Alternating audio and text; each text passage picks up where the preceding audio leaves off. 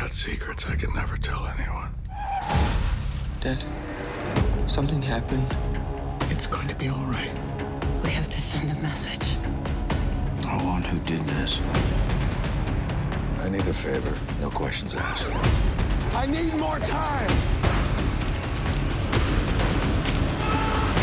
It's amazing what a man can do with the will to survive.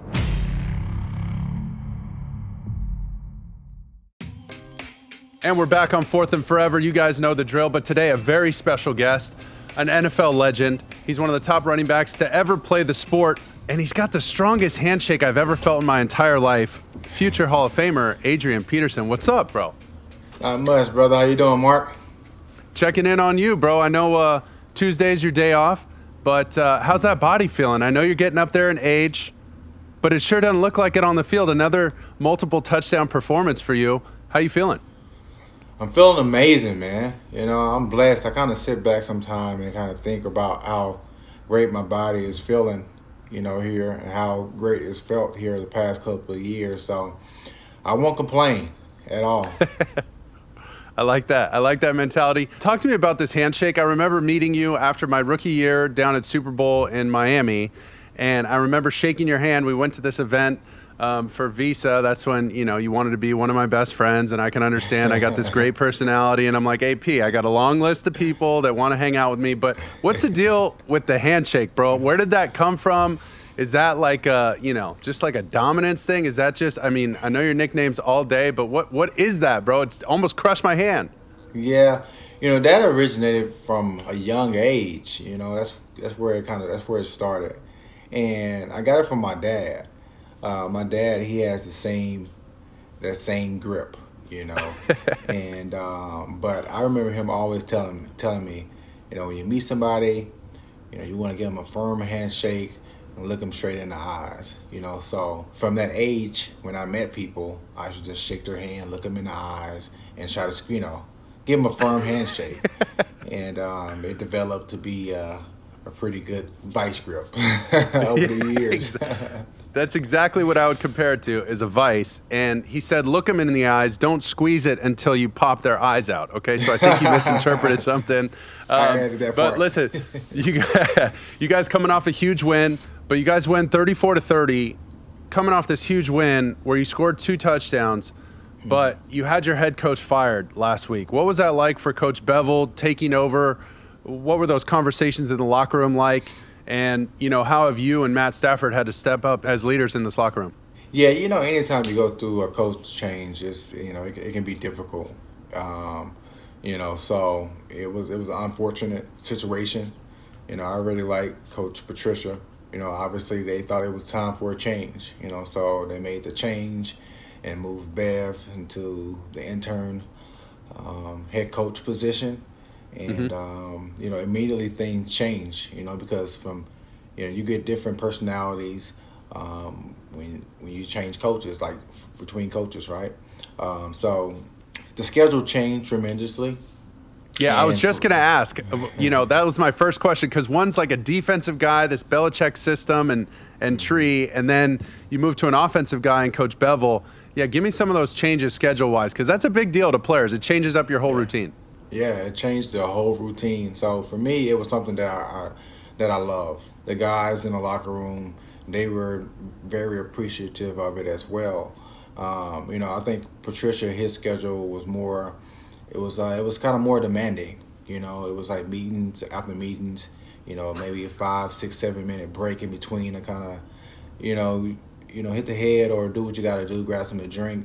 But with Bev's schedule, it's kind of more your traditional type schedule.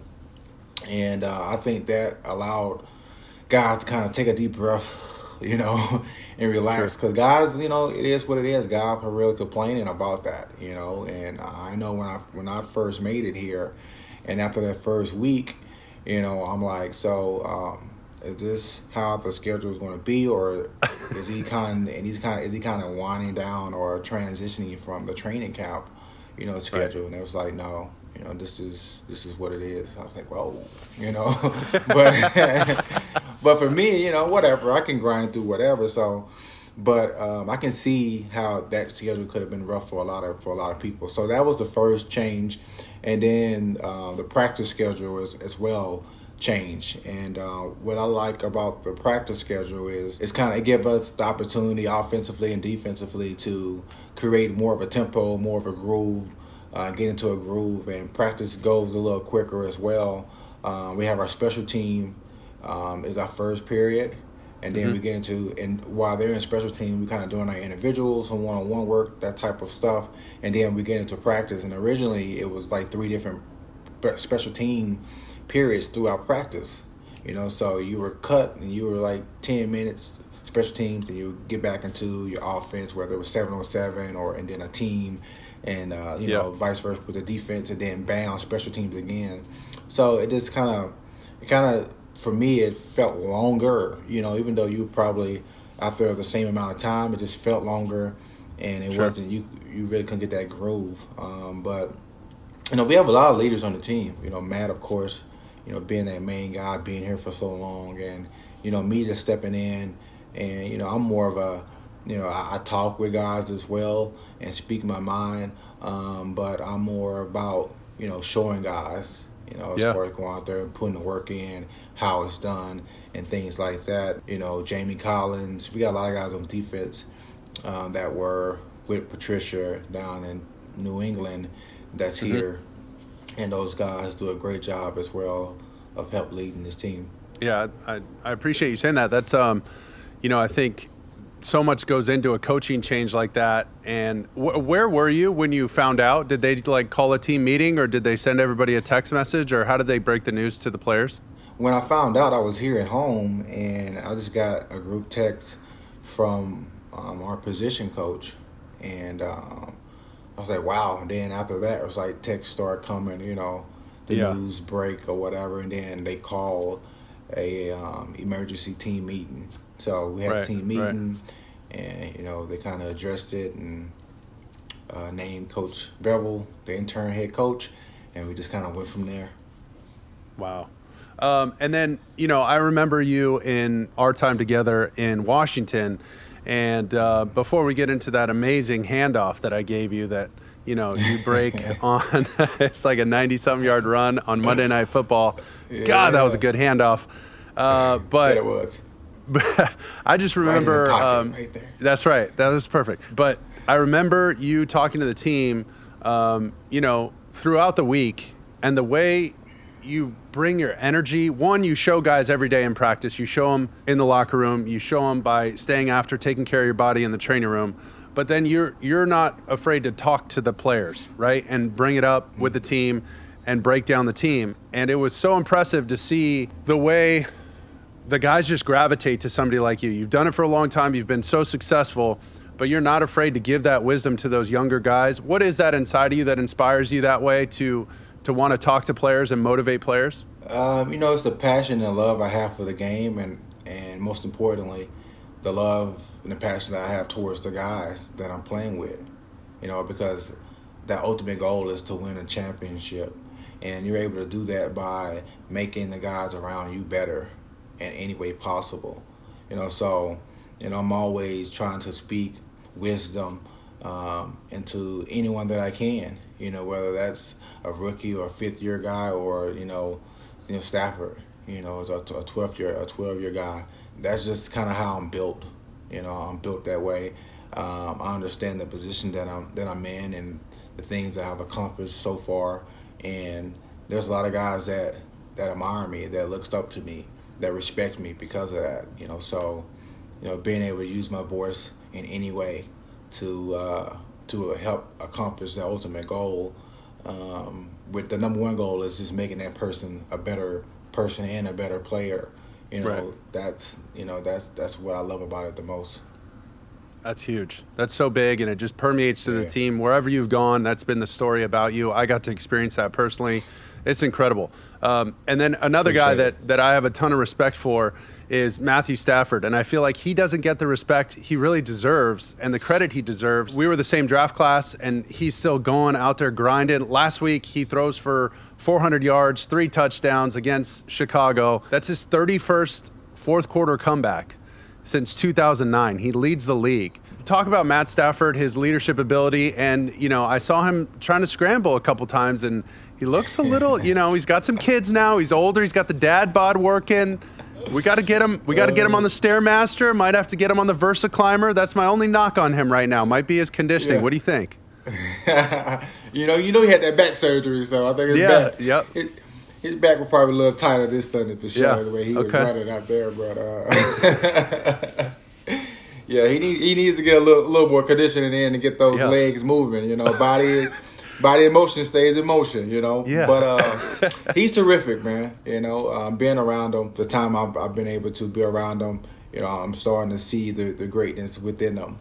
And it's great for me to sit back and see and watch him work, and how he orchestrates the offense, and how he talks to the tight ends and the offensive line and the receivers, and he's always talking to the running backs as well. I'm like, shoot, I don't think I even got to study, because when we're back there, he's always, hey, you got the flat, or get this guy, like he's everywhere, so I love that about him. Mentally he's always in tune, and just the competitor that he has. When I look into his eyes, I can see it there. That fire, is burning. He wants to win. He's a top tier competitor. When I have the opportunity, I'm sitting there. I sit there and I look in his eyes, and I just tell him, hey, be great. Let's go. I love it. That's great. We're riding your back. Be great. Do what you got to do. I don't know. I don't know how he takes it. But I feel like that's something important for me to continue to tell him. So he can continue to climb that ladder and accomplish the thing that he wants to accomplish. You can throw for 400 yards, lead the league in comebacks, but you want to get into the playoffs and win championships and help your team continue that trend.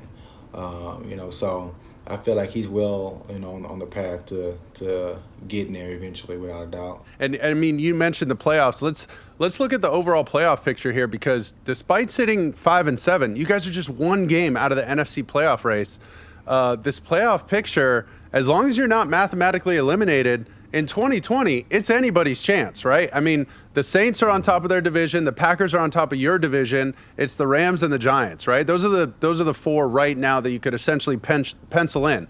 But you guys play the Packers this week, which would be a huge win, and you're right behind the 49ers. You guys are right there with the last fourth quarter of the season. You got the best fourth quarter comeback quarterback in the league. I mean, talk about your chances to make the playoffs right now and what you guys are thinking. Yeah, it's all about how you finish, and I feel like we have a great opportunity. That's one thing Coach Bev talked about when he took over. He was like, "Listen, we got 5 games left.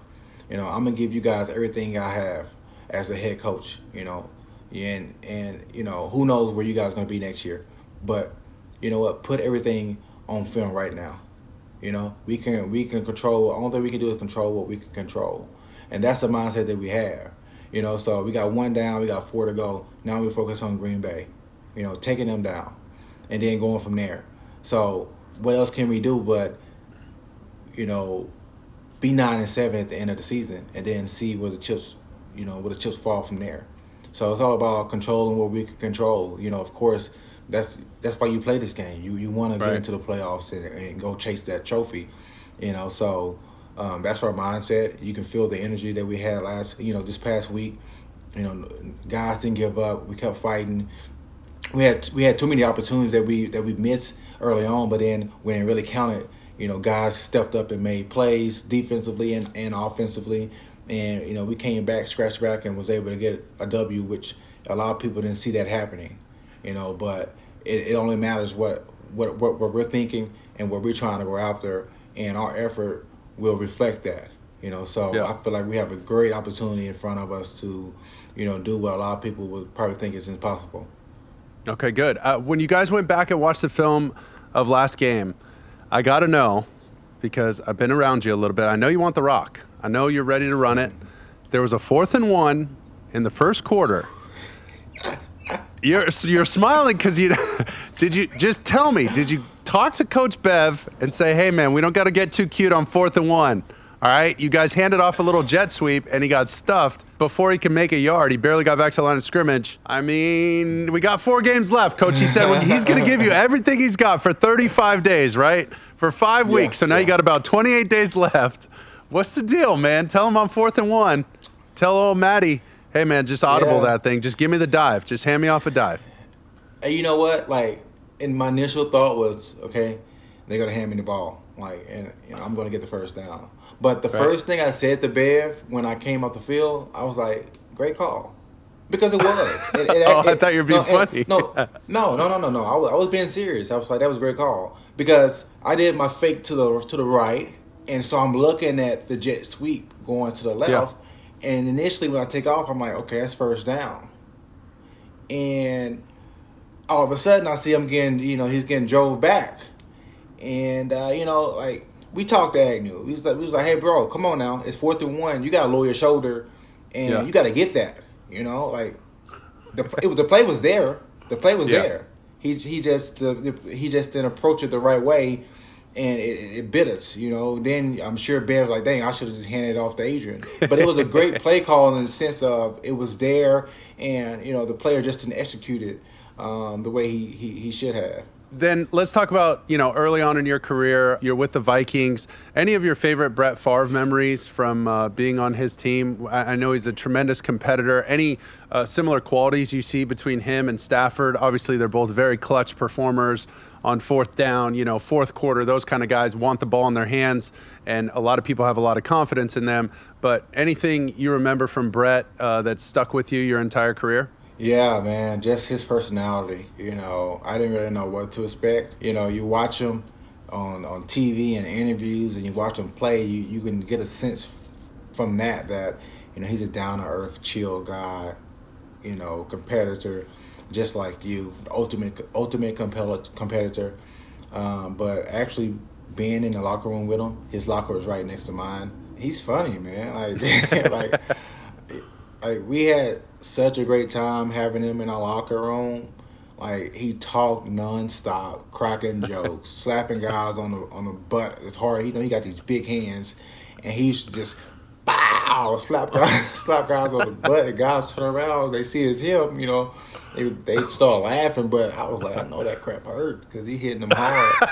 But one story I remember, man, we were in the indoor, and that year, too, was my top year when it came to receiving yard. I had like 450, close to 500 yards receiving because we actually had a quarterback that would check the ball down to me, But I remember sitting down on a leak route, or what some people can call it a stop. The leak was a little tighter. And I think the tight end or the receiver was running a pattern behind me across, and he threw the ball, and it was like one of those balls where I thought he was kind of throwing it to me, but I was like, no, I don't think so.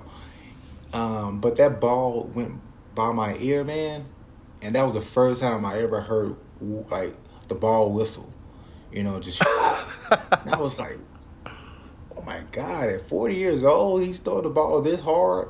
And that's one thing that was so impressive about Brett Favre is that in practice, he was throwing the ball like he threw it in the game, And I had so much respect for it because that's how I practice. That's the mentality that I practice with. But to see that, Brett Favre, even at the age of 40, throwing the ball the way that he throws it, it was just amazing to be a part of it, and to kind of share those moments with him. He's a special dude. He's been doing it for a long time, just like you.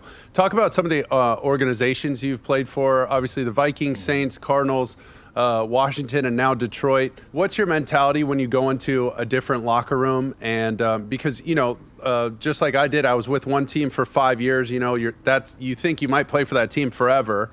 And then once you start bouncing around the league, you start meeting new coordinators, picking up new things along the way. What has been the best part about going to different teams, and maybe some of your favorite things about whether it's the Saints or Washington? What do you think? My favorite part of it is just, going to a different city and experiencing the culture there, and how that organization run things.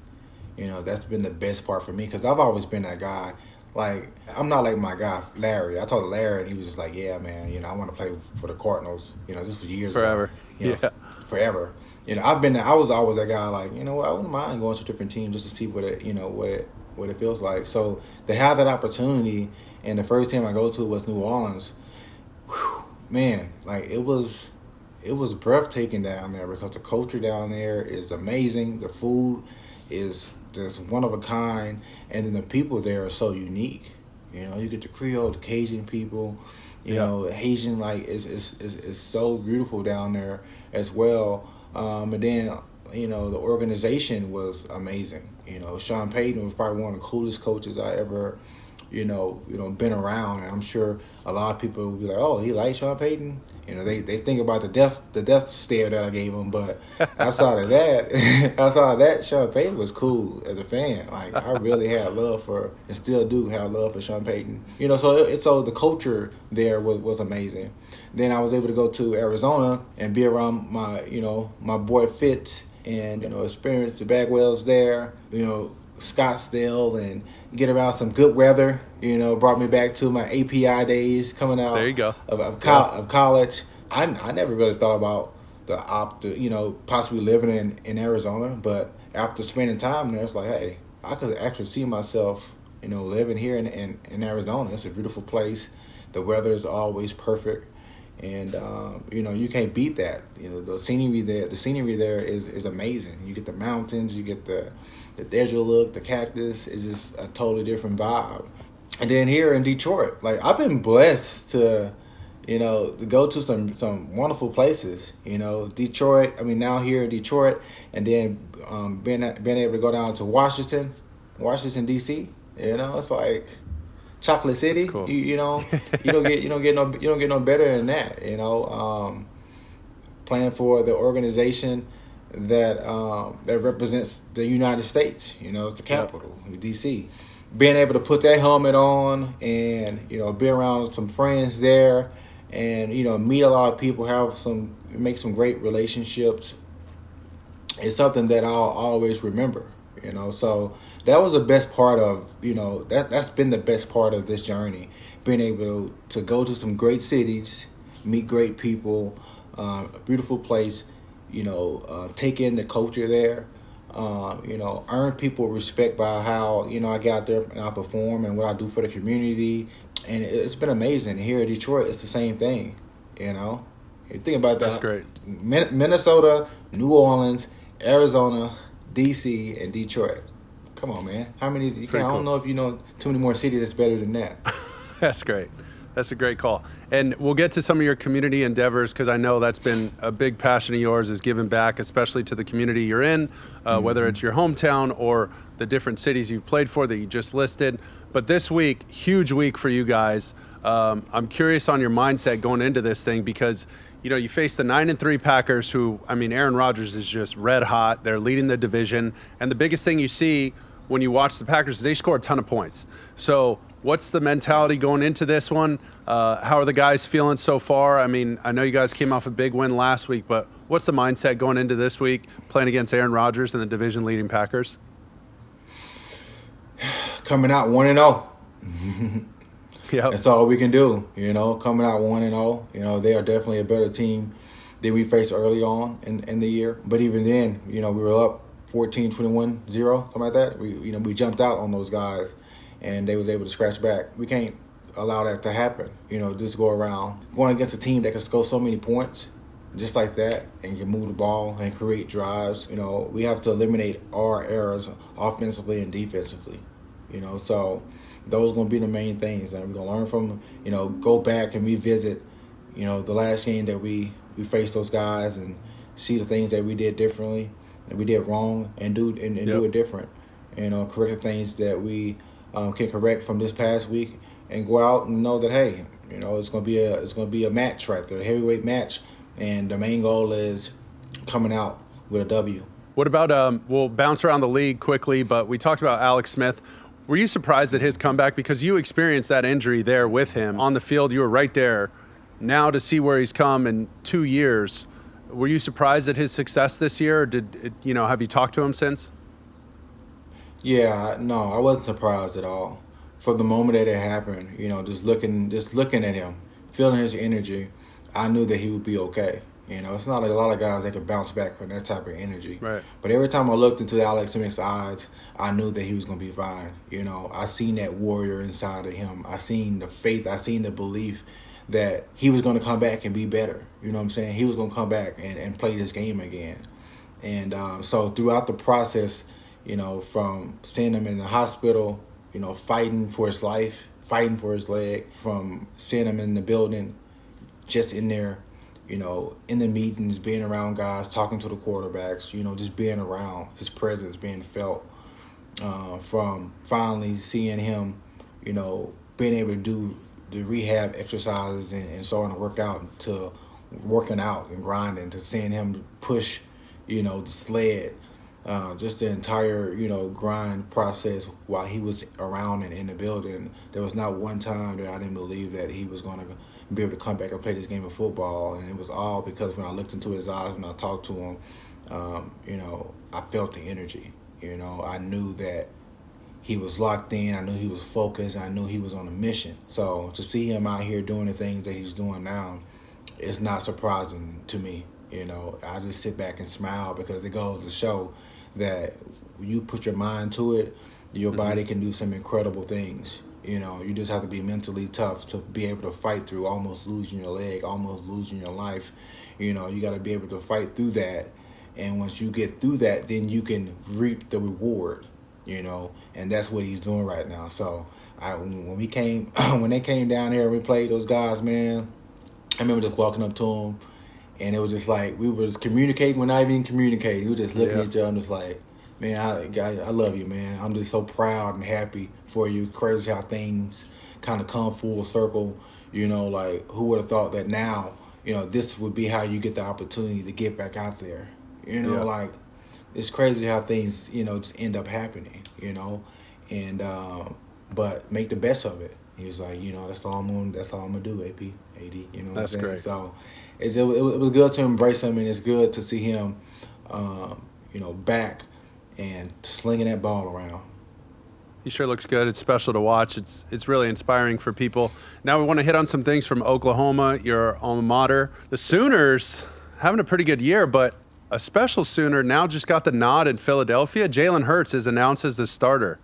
You saw him play at Oklahoma, played so well for them in the one season he was there. What do you think about him? What do you think about his prospects as a quarterback in the NFL? I'm happy for him. I feel like it's a great opportunity for him to show what he can do. The time he had in Oklahoma, it was just a year, but he came in and he did a great job. He put in work. He showed that, he can be a guy that can lead a team. So now that he just got the nod down in Philly to step in and lead that team, I'm excited to see what he's going to be able to do. Saw a glimpse of him, the last game, and I was impressed with what he was able to do.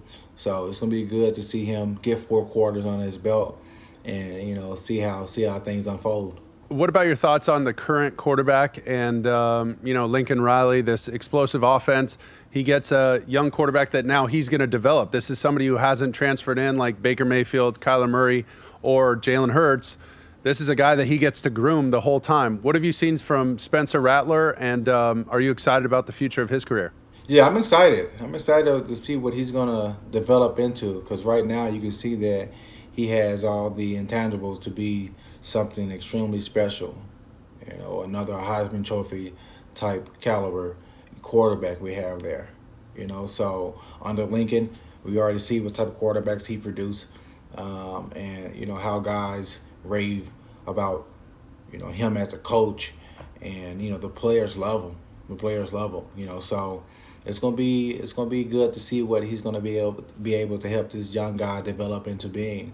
And as far as the team, we're playing night and day from how we play earlier in the year. Earlier in the season, I was worried. I was really worried, man, because our running game really wasn't where it needed to be. Of course, we had the young quarterback, and then our defense. They really weren't playing the type of defense that we need those guys to play. And need those guys to play. But when I say out wide defensively, those guys have stepped up to be able to stop the pass and stop the run. It's been impressive to see the switch. I don't know what switch, but it's clicking now. And you can tell by, the energy that they have when they're out there playing. You're totally right. They look different. They look more confident. We're talking about some of your, alma maters, whether it's former NFL teams or your college team. But did you happen to catch the Jets? Those were my beloved Jets for a while. Did you see their game last week against the Raiders? Did you see the last play of the game? No, I might have seen a highlight. Kind of refresh my memory real quick. They fired Greg Williams because he ran a zero blitz on the last play of the game.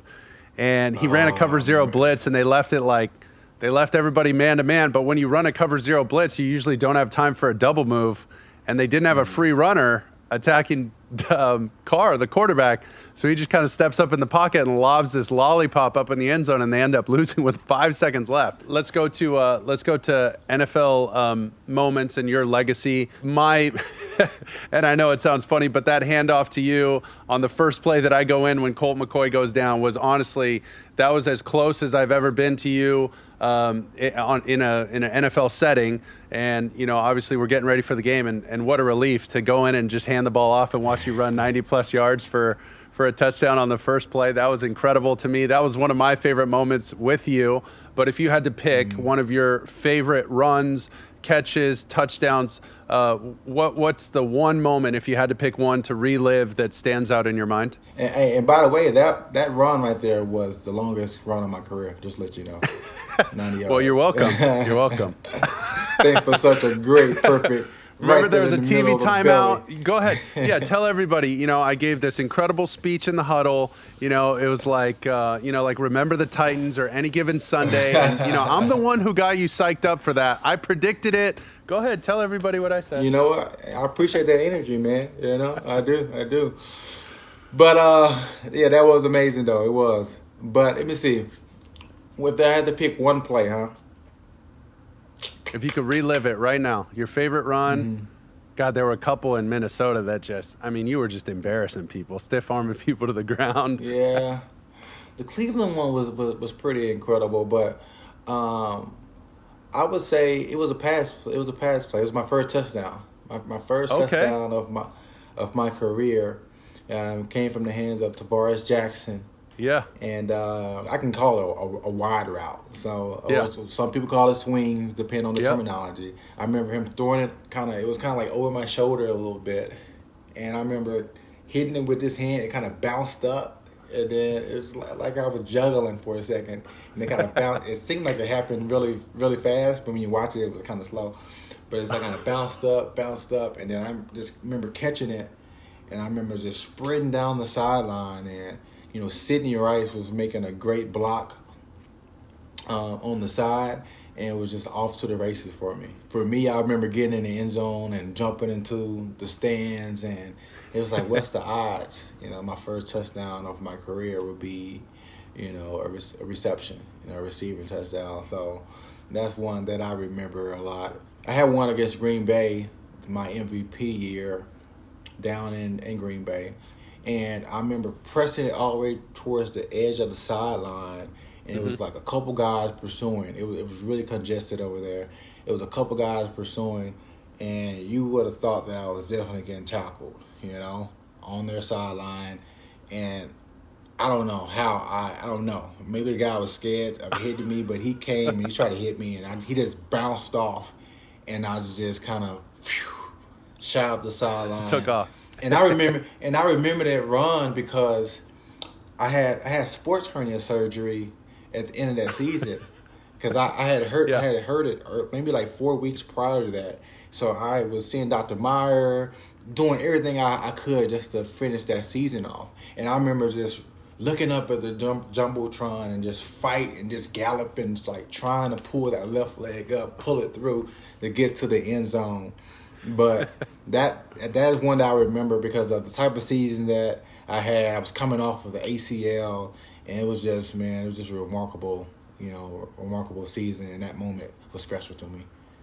Those are incredible stories. We love those stories. And then talk about your charity and your the A&A Peterson Family Foundation. You know, you're improving the quality of life and economic development of lower income communities. It's so special what you're doing with all the touchdowns this year. Why don't you explain the meals and how the touchdowns work this season? And then if there's any website or information to plug, we'd love to plug that for you, because it's important for people to give back and do what you're doing in the community. But go ahead, tell us about these touchdowns that you get and the meals that you donate. Yeah, man. This campaign that we started, holiday meals, in November and December. A&A Peterson Family Foundation, we partner with Athletes Corner. And what we're doing is for every touchdown, every Lions touchdown, we are donating 1,000 meals. And for every touchdown that I score, it's 2,000 meals, that we're donating to the food bank. So we've been doing that. We did it last month, and then we're continuing it for this month as well. We donated 100,000 meals on Thanksgiving. Wow. So that was amazing to do. That following Tuesday, we presented the check and all that. I think it was Giving Tuesday. And that was also part of our coat drive that we did as well. So that was amazing to be able just to give back to the community, show the people here in Detroit that, we love them and we support them, and that's what it's all about. So yeah, you can look up, it's Adrian and Ashley Peterson Family Foundation.com or A&A Peterson Family Foundation, and you can donate there. You can see what we're doing. It's not only here in Detroit, it's back in Houston. We teamed up with Brothers Produce in Houston and gave out over 350 meals, to a low-income family during the pandemic, and had a nice little setup. So the only thing they had to do was drive through, and we was out there sweating in that Texas heat, hooking people up. But that's what it's all about. It's all about helping others, showing people that we see that you're struggling. We want to give you a hand. We care about you and we support you. Being in this position, that's what it's all about. It's all about uplifting people and giving people a hand. Letting people know that, hey, there's a lot of people out here that are, that have the platform and have the ability to give back. So it's amazing. And also, something else that I'm doing as well with Rocket Mortgage, donating $1,000 to veteran homelessness. So oh, wow. That's the campaign that we're doing, and so that's like $384,000, and that's every touchdown. Not just the Detroit Lions, but every touchdown. So it's been, so far it's been, and it's more now, but up till the end of November, it was $384,000 that they're donating towards veteran homelessness. So we've been doing some big things, man. It's been amazing. I'm blessed just to be in this position. AP all day, on and off the field. How many more years you have left in you? I know you still got gas in the tank. And Yeah. What are your potential future plans after football? Are you going to start a podcast? Are you going to, have a rival podcast to mine? What's the deal? Are you going to jump into media? Are you going to go be an actor? Are you going to go coach football? What are your plans, man, when it's all said and done? I won't be coaching football. If I do, it won't be on this level. Maybe high school or middle school or something like that, little league. Yep. But I definitely want to get into real estate. That's one thing that I've always been kind of passionate about. I'm all about making money. So if that's flipping houses, if that's renovating houses, if that's buying units.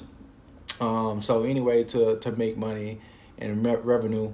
I'm all about that. I thought about maybe getting into broadcasting. I've had a couple.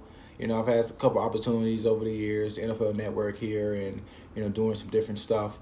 So and then I have a lot of connections as well when it comes to that industry. So I'm figuring it out. Getting all my ducks in a row. But I feel like I got about 4. I'm 35, be 36 in March. Why not play the 40 as well? Why There you not? go. My not? body is Why feeling not? good. Why not? When I look back, I can be able to say, what? I gave it all I had. And No doubt. I wasn't out there just going through the motion. I was out there balling. Hell baby. no. I love that. Well, whatever you do, we know you're going to be successful, and that's your work ethic. That's the way you're built. So thank you so much for coming on the show, buddy, and stay healthy the rest of the year, and good luck in your pursuit of the playoffs. No problem, Mark. Appreciate you.